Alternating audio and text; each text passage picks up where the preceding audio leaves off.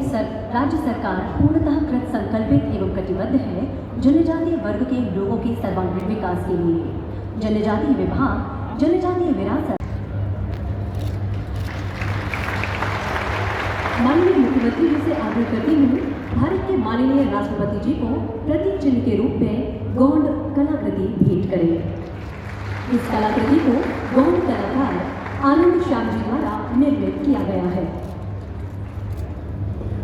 बहुत बहुत अभिनंदन, स्वागत।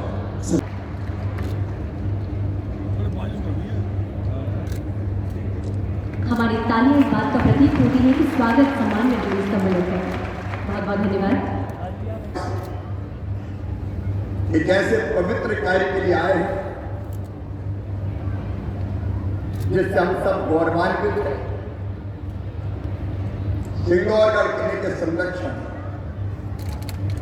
के कई कामों का आज अपने शुभ हाथों उन्होंने शिलान्यास किया है। भारत के महामहिम राष्ट्रपति श्रद्धेय श्रीमान रामनाथ कोविंद जी, एक बार दोनों हाथों को उठाकर ताली बजाकर उनका स्वागत कीजिए, अभिनंदन कीजिए। आपका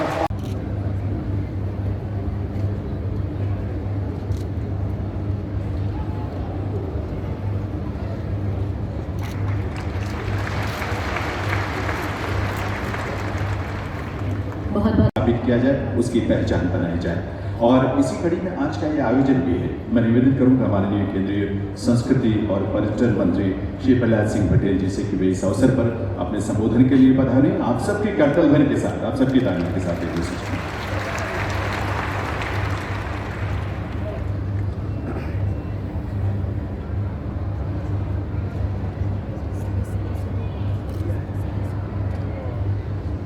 आज के इस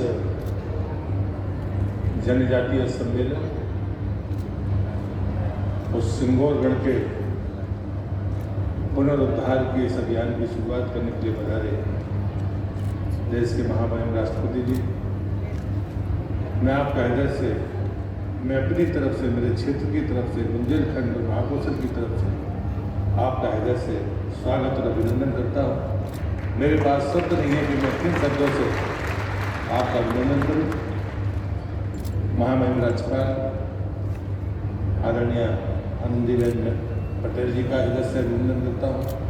आदरणीय मुख्यमंत्री जी का, आदरणीय फग्गन सिंह कुलस्ते जी का, मध्य प्रदेश सरकार के हमारे दोनों मंत्री भूपेंद्र सिंह जी, मीना सिंह जी, और सबसे ज़्यादा मैं आप जनता जनार्दन का हाथ जोड़कर आपको नमन करता हूँ, प्रणाम करता हूँ।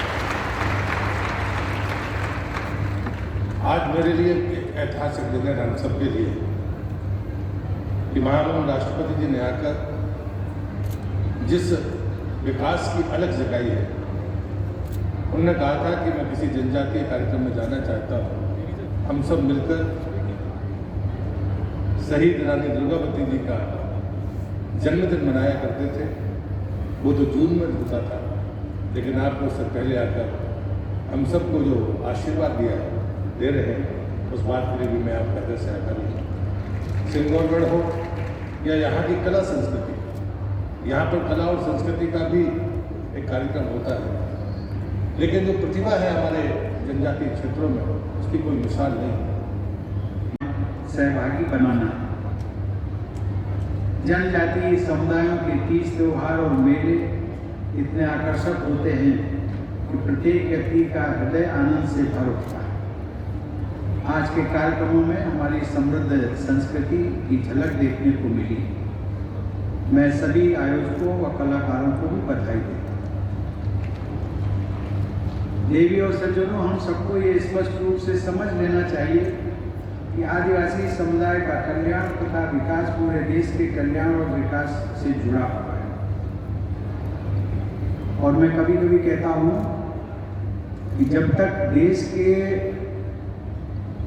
आदिवासी लोगों का और समाज का सबसे कमजोर वर्ग का विकास नहीं होगा, तब तक पूरे देश के विकास को मैं अधूरा कहूँगा। तो देश का विकास पूरा नहीं हो सकता। इसी प्रकार से जब तक देश के सभी पिछड़े क्षेत्रों का विकास नहीं होगा, भौगोलिक दृष्टि से पिछड़े, आर्थिक दृष्टि से पिछड़े, तब तक देश को समृद्धशाली और विकसित देश नहीं कहा जा सकता।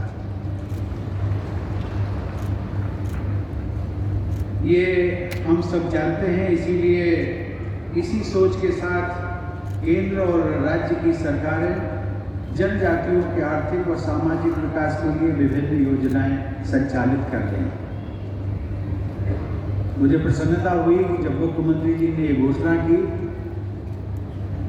कि इस प्रकार के न केवल सम्मेलन बल्कि जनजातियों का एक समुदाय वर्ग का एकत्रीकरण के कार्यक्रम वर्ष में हम 3 दिन तक लगातार इस क्षेत्र में चलाएंगे।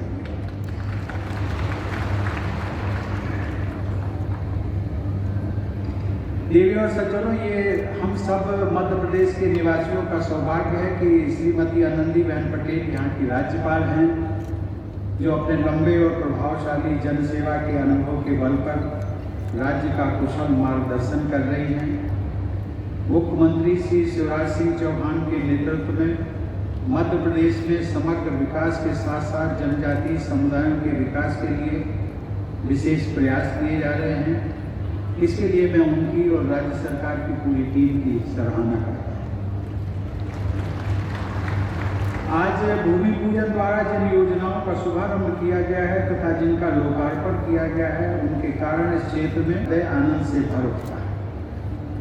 आज के कार्यक्रमों में हमारी समृद्ध संस्कृति की झलक देखने को मिली। मैं सभी आयोजकों व कलाकारों को भी बधाई देता हूँ।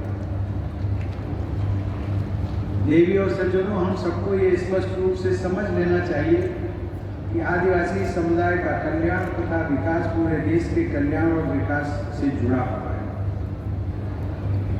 और मैं कभी कभी कहता हूँ कि जब तक देश के आदिवासी लोगों का और समाज का सबसे कमजोर वर्ग का विकास नहीं होगा,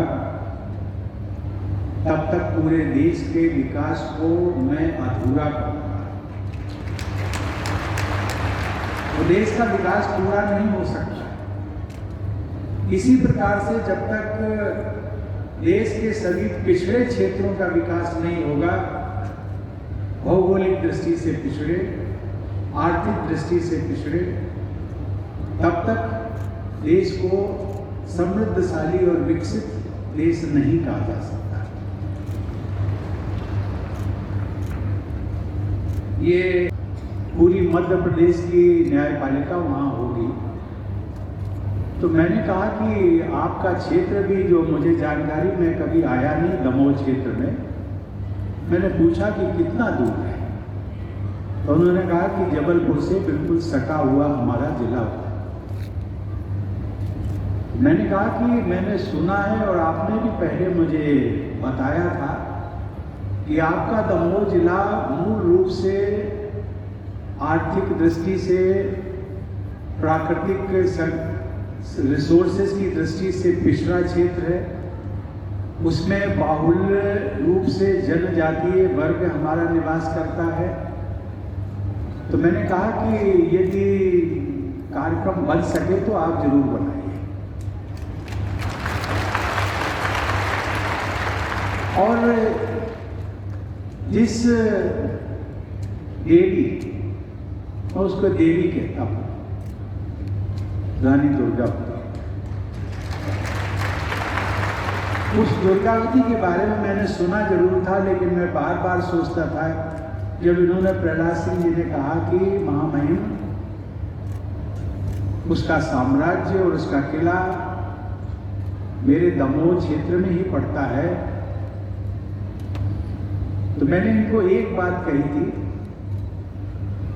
कि प्रहलाद सिंह जी, जब मैं न्यायपालिका के बीच में जाकर के देश के लोगों को कैसे न्याय मिल सके उसकी चर्चा करूंगा, और देश का जो आर्थिक दृष्टि से पिछड़ा क्षेत्र हो, सामाजिक दृष्टि से समाज का जो सबसे पीछे अंतिम छोर पर खड़ा हुआ व्यक्ति अर्थात हमारे ट्राइबल्स भाई, जनजाति वर्ग, यदि उन सबके न्याय की हम बात ना कर सके तो मेरा राष्ट्रपति पद पर रहने का बहुत औचित्य नहीं था।